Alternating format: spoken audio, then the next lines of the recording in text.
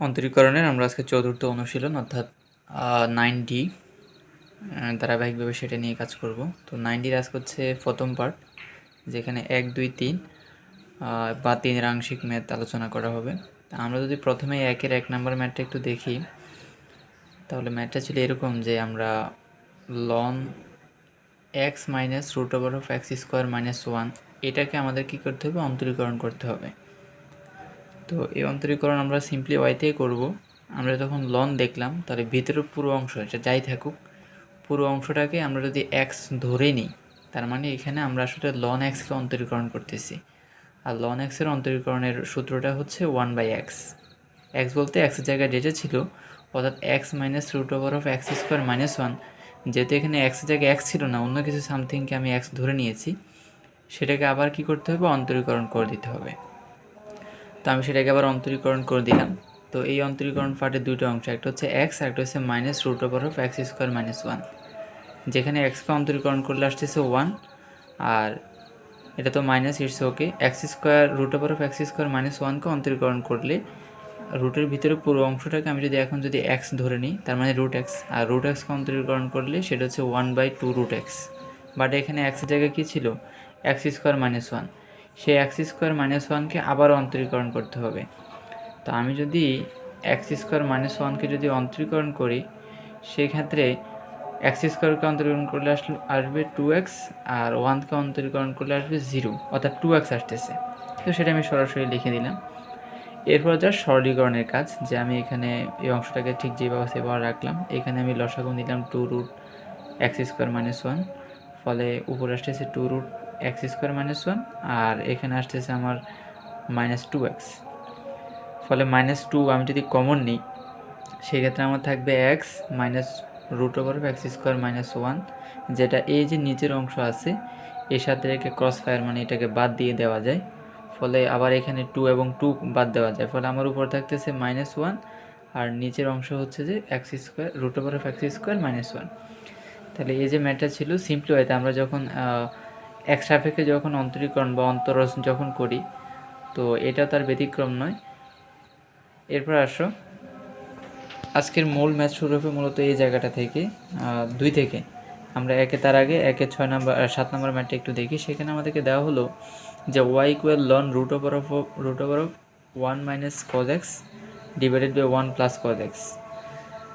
তো এই ক্ষেত্রে 1 মাইনাস কজ এক্স আর 1 প্লাস কজ এক্স, এটা সূত্র সরাসরি ত্রিকোণমিতিক সূত্র রয়েছে।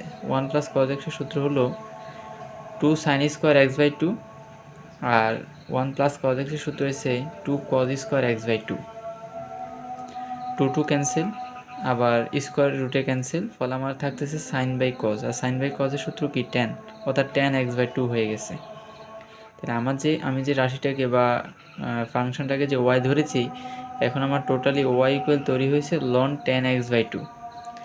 এখন ওয়াইকে আমি যদি, বা ওয়াই অথবা যে ফাংশনটা তৈরি হয়েছে এটাকে আমি যদি অন্তরীকরণ করি, তাহলে সেই ক্ষেত্রে লনের অন্তরীকরণের ফলাফল হচ্ছে, আমি ট্যান এক্সকে যদি এক্স কল্পনা করি, তার মানে লন এক্স, আর লন এক্সের অন্তরীকরণের ফলাফলটা হচ্ছে 1/x, মানে 1/tan x বাই 2, বিকজ আমি এখানে এক্সের জায়গায় এই ট্যান এক্স বাই 2কে এক্স কল্পনা করেছি। তো যেহেতু এখানে এক্সের স্থলে ট্যান এক্স বাই 2 ছিল, সেটাকে আমাদের কি করতে হবে, আবার অন্তরীকরণ করে দিতে হবে। তো ট্যান এক্স বাই 2কে অন্তরীকরণ করলে তার ফলাফলটা হচ্ছে sec square x by 2। But এখানেও দেখো আমার এক্সের স্থলে কী আছে, এক্স বাই 2, ফলে আমি এক্স বাই 2কে আবার অন্তরীকরণ করব। সেখানে আমার কি হবে, এক্স বাই 2কে যদি অন্তরীকরণ করো, তাহলে সেক্ষেত্রে কী হবে, 1/2 হবে। জাস্ট পরবর্তী কাজটা হচ্ছে ফরমেশন অনুযায়ী সাজানো বা ত্রিকোণমিতিক কিছু কাজ করা।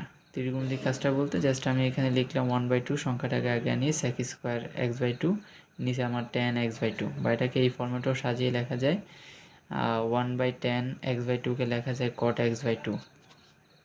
এরপরে দেন আমরা যে কাজটা করলাম, স্যাক স্কোয়ার এক্স বাই 2কে লিখলাম 1/cos স্কোয়ার এক্স বাই 2, এবং কট এক্স বাই 2কে লিখলাম cos x by 2 divided by sine x by 2।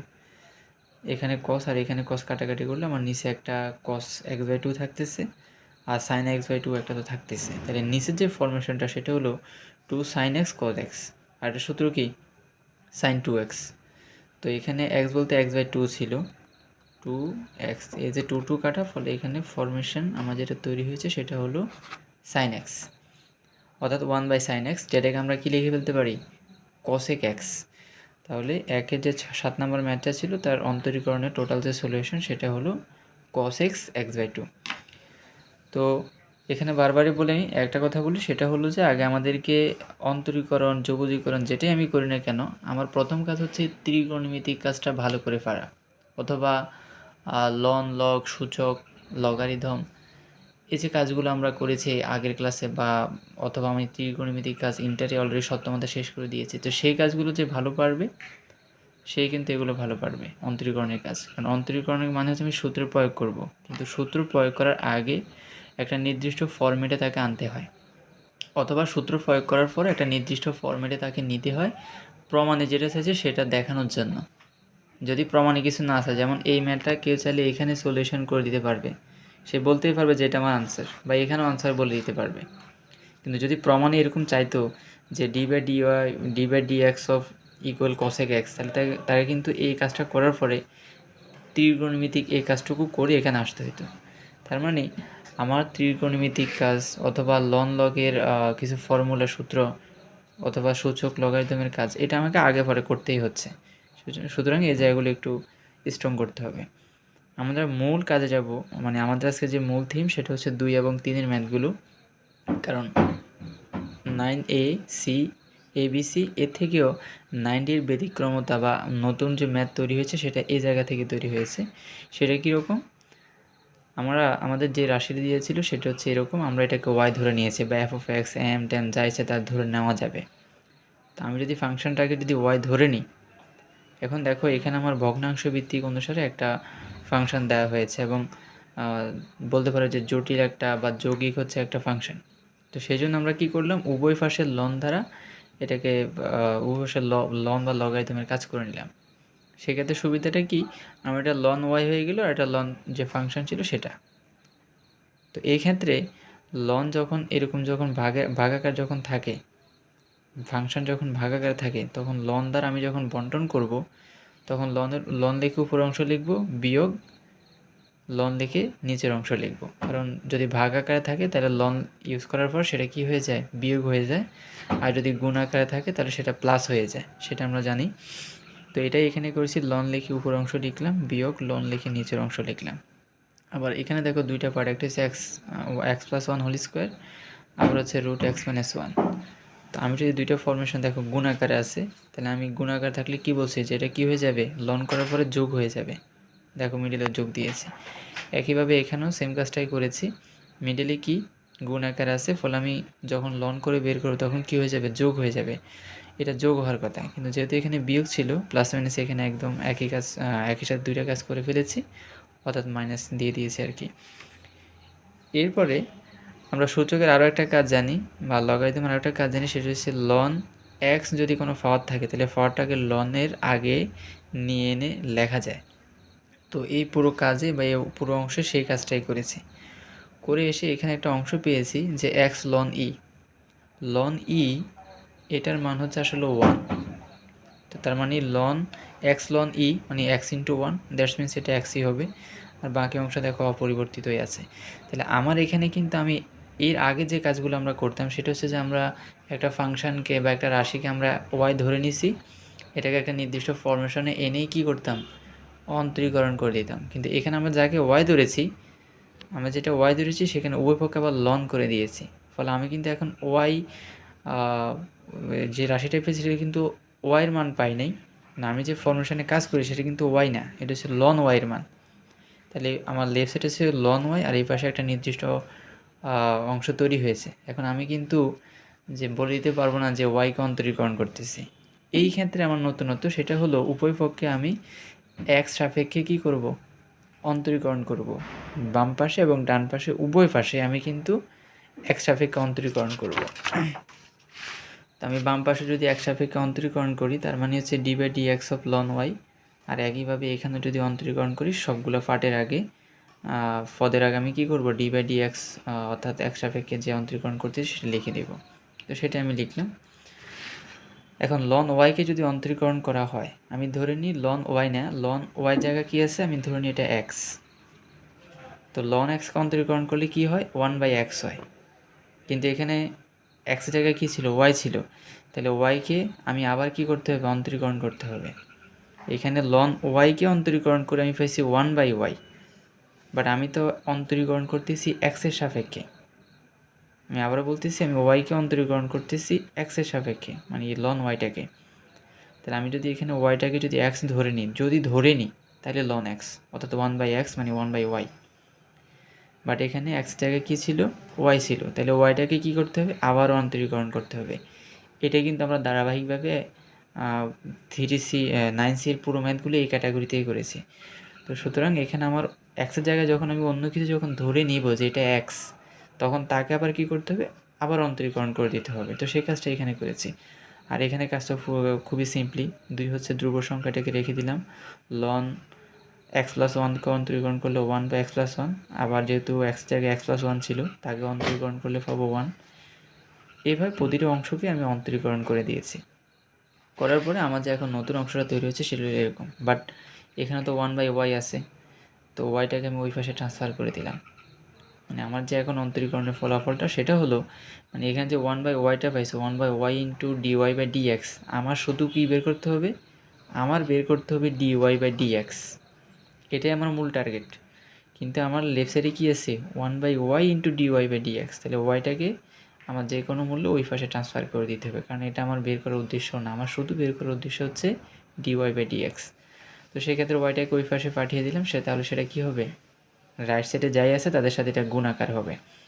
এখন আমরা কিন্তু ওয়াই মান জানি, ওয়াই মানে একদম প্রথমেই লিখছি, বা আমি ফাংশনটাকে কিন্তু ওয়াই ধরে নিয়েছি, এই যে এটা হলো ওয়াই। তাহলে আমি ওয়াই জায়গায় কী লিখব, ওই অংশটুকু লিখে দেব, আর এরপর হচ্ছে যে এটা লিখব, x+1 + 1/2 ইন্টু x-1 - 3/x+4 - 1। এটা হচ্ছে টোটাল আনসার। এরপর আসো থ্রি ম্যাথটা দেখেও বুঝে যাওয়ার কথা যে আসলে উভয় পক্ষে আমার কী করতে হবে, লন দ্বারা গুণ করতে হবে। আমার যে ফাংশনটা ছিল যে x⁴1/x, আমি এটাকে ওয়াই ধরে নিয়েছি, তারপরে উভয় পক্ষে লন দ্বারা কাজ করে নিয়েছি, তার মানে ln y equal 1/x of ln x.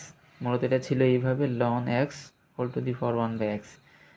তো যখন লন লেখার পর যখন ওই চলকের উপর যখন পাওয়ার থাকে, ওই পাওয়ারটাকে কিন্তু কী করা যায়, লনের আগে এসে আনিয়ে লেখা যায়। এটা কিন্তু লগারিদমের একটা সূত্র। তো সেই ক্ষেত্রে আমরা আমাদের যে রাশিটা পেয়েছি সেটা হলো ln y equal 1/x of ln x. এখন আমার তো এখানে ওয়াই নেই যা আমি অন্তরীকরণ করে দিব, এখানে আমার কি, এখানে লন ওয়াই আর এখানে হচ্ছে এরকম একটা ফাংশন। তাহলে উভয় পক্ষে আমার কী করতে হবে, অন্তরীকরণ করতে হবে, এবং সেটা কী সাপেক্ষে, এক্সের সাপেক্ষে। তাহলে এক্সের সাপেক্ষে এখানে অন্তরীকরণ করলে আশা করি এখন আর বোঝাতে হবে না যে এখানে কীভাবে 1/y ইন্টু dy/dx হয়েছে। আর এখানে তো এটা ইউবি সূত্র, 1/xকে আমি ইউ ধরতেছি আর লন এক্সকে আমি ভি ধরতেছি, তাহলে ইউবি সূত্র। আর ইউবি সূত্র কি, u d/dx of v plus v d/dx of u. এর পরবর্তী কাজটা এটা খুবই সিম্পলি এত 3টে অনুশীলন করে ফেলেছি, সুতরাং ছোটো ছোটো অন্তরীকরণগুলো করা জটিল হবে না, এটা দেখলেই বুঝতে পারবা। জাস্ট এখানে বাড়তি কাজটা কি, বাড়তি কাজটা হচ্ছে আমাদের শুধুমাত্র বের করতে হবে আমাদের আসলে dy/dx। এর জন্য আমরা ওয়াইটাকে কী করছি, ওই পাশে নিয়ে গেছি। ওই পাশে নিয়ে গেলে কী হবে, গুণ হবে। আর আমাদের তো ওয়াইয়ের মানে এখানে আসেই, সেটা কি, x⁴1/x। তো সেটাকে আমি এখানে বসিয়ে দিয়েছি, তারপর যদি কোনো কাজ হয় সেই কাজটাই করেছি, মানে সরলীকরণ আর কি। এরপরে 3 হচ্ছে এটা 6 নাম্বার, সেটা ছিল sin x⁴x। তো একইভাবে এটাকে আমরা ওয়াই ধরে নিলাম এবং লন দ্বারা উভয় পাশে আমরা কাজ করলাম, ফলে লন ওয়াই, আর এই পাশে তৈরি হলো কি, পাওয়ারটা আগে লনের আগে লিখলাম, অর্থাৎ x into loan sine x. তো এখানেও তো আমরা ইউবি সূত্র বলতে পারি, যদি আমরা উভয় পক্ষে এখন এক সাপেক্ষে যদি অন্তরীকরণ করি, তাহলে সেই ক্ষেত্রে আমরা বলতে পারি যে এটা হচ্ছে লন ওয়াই, তাহলে সেক্ষেত্রে 1/y dy/dx, আর এটা হচ্ছে ইউ, এটা হচ্ছে বি, মানে ইউবির ফর্মুলা। তাহলে x d/dx of ln sine x, আর এক্ষেত্রে ln sine x into d/dx in x. তো সেই ক্ষেত্রে আমরা এক্সকে রেখে দিলাম, লন সাইন এক্সকে অন্তরীকরণ করলে লন সাইন এক্সকে আমি এক্স যদি ধরি, তার মানে লন এক্স, অর্থাৎ 1/x মানে 1/sin x। তো যেহেতু এখানে এক্সের জায়গায় এক্স ছিল না, সাইন এক্স ছিল, তাকে আবার কি করতে হবে, অন্তরীকরণ করতে হবে। আর সাইনকে অন্তরীকরণ করলে কি আসে, কদ আসে, সেক্ষেত্রে কদ এক্স আসলো। একইভাবে এখানে তো এক্সকে অন্তরীকরণ করলে ওয়ান হয়, সেটা আমরা জানি। এরপর জাস্ট এখানে যে ওয়াইটা ছিল, ওয়াইটাকে আমি ওই পাশে নিয়ে গিয়েছি, এবং দেন আমি ওয়াইয়ের যে মানটা, যে sine x whole to the power x, সেটা কী করলাম, জাস্ট প্রতিস্থাপন করে আনসারটা লিখে ফেললাম।